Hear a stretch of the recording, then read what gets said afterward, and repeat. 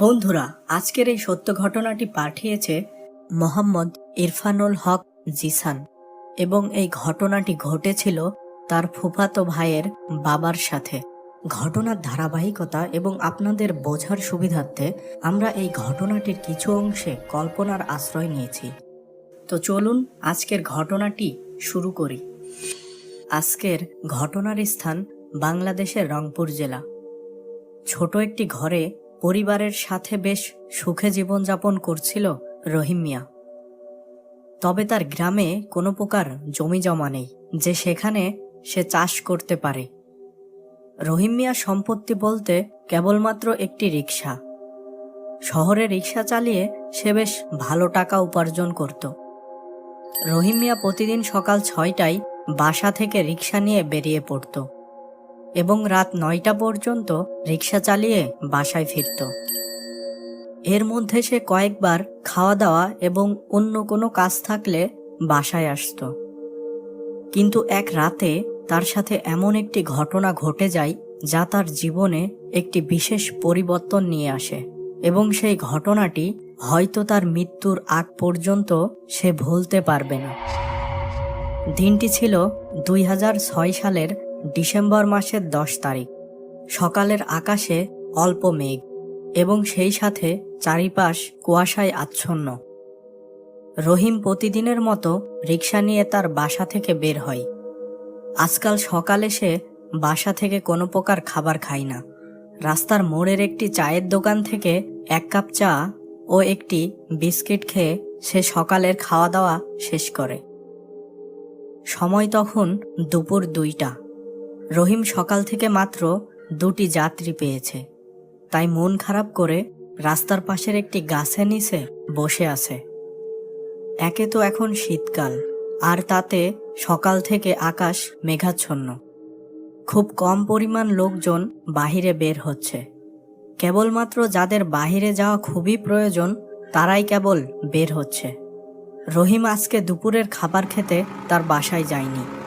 তার আজকে যেন কোনো প্রকার ক্ষুধা নেই। রহিম নিজের মনে ভাবতে থাকে, আজকে তো তেমন ভাড়া হচ্ছে না। প্রতিদিনের মতো সে আজকে আর রাত 9টা পর্যন্ত রিক্সা না চালিয়ে সে রাত 12টা পর্যন্ত রিক্সা চালাবে। এছাড়া বিভিন্ন প্রকার চিন্তা ভাবনা করতে করতে সে কখন যেন গাছের নিচে ঘুমিয়ে যায়। ঘুম থেকে উঠে সে সোজা তার বাসায় চলে যায়। গোসল সম্পন্ন করে সে খাওয়া শুরু করে। বাসায় সে জানিয়ে দেয় যে আজকে সে রাত 12টা পর্যন্ত রিক্সা চালাবে। বাসা থেকে সে আনুমানিক বিকেল 4টার দিকে বের হয়ে পড়ে রিক্সা নিয়ে। বিকেলের দিকে সে 2-3টি যাত্রী পায়। এদিকে রাত 11টা পর্যন্ত অনেক ঘোরাঘুরি করেও সে কোনো প্রকার যাত্রী পায় না। শীতের রাত, লোকজন সব রাত 8টার মধ্যেই যে যার বাড়িতে ঘুমিয়ে গেছে। অনেক মন খারাপ নিয়ে রহিম তার বাসার উদ্দেশ্যে রওনা দেয়। এমন সময় সে দেখল রাস্তার পাশে একটি বড় গাছের নিচে একটি লোক দাঁড়িয়ে আছে এবং সে যেন তাকেই উদ্দেশ্য করে হাত উঠিয়েছে। রহিম মনে মনে বেশ খুশি হলো এবং সে গাছের পাশে যেয়ে রিক্সা থামালো। স্যার, আপনি কোথায় যাবেন? লোকটি কোনো প্রকার কথা না বলে সোজা রিক্সায় উঠে পড়ল এবং ভারী কণ্ঠে বলল, সামনে একটি কবরস্থান আছে, ওইখানেই আমি যাব। ভাড়া একটু বেশি দেব, দ্রুত চলো। রহিম লোকটির কথা শুনে কিছুটা চিন্তায় পড়ে যায়।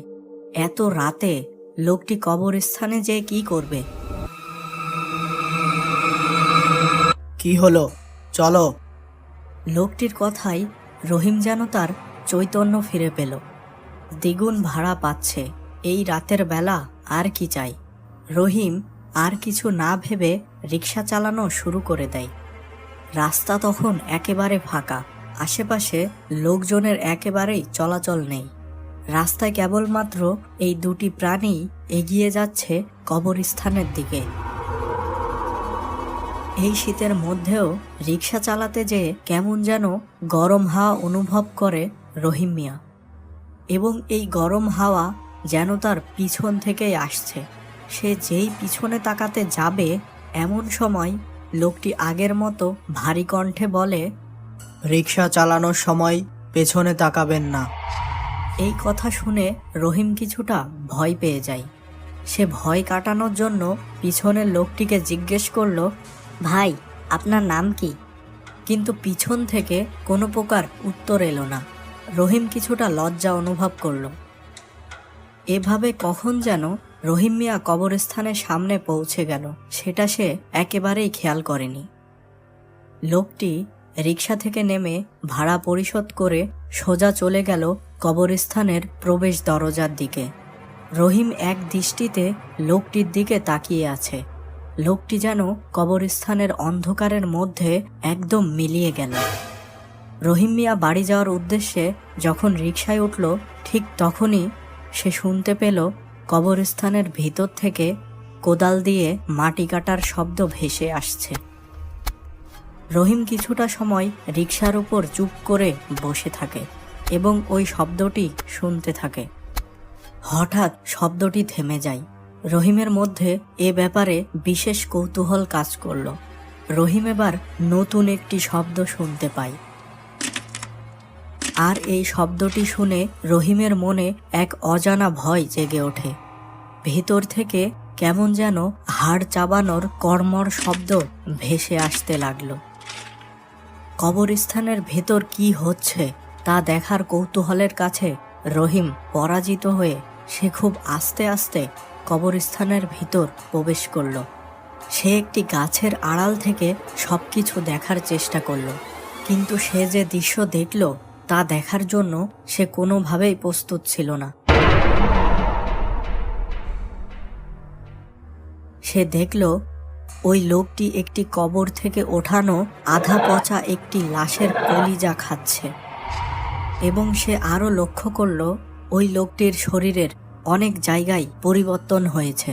তার মুখের বিভিন্ন জায়গায় বিশ্রী কাটা দাগ এবং তার হাত পায়ের নখগুলো সব হিংস্র পশুর মতো ধারালো, এবং সেই নখ দিয়ে লোকটি লাশটির কলিজা ছিঁড়ে ছিঁড়ে খাচ্ছে। এই দৃশ্য দেখে রহিম তার সর্বোচ্চ শক্তি দিয়ে চিৎকার করে মাটিতে অজ্ঞান হয়ে পড়ে যায়।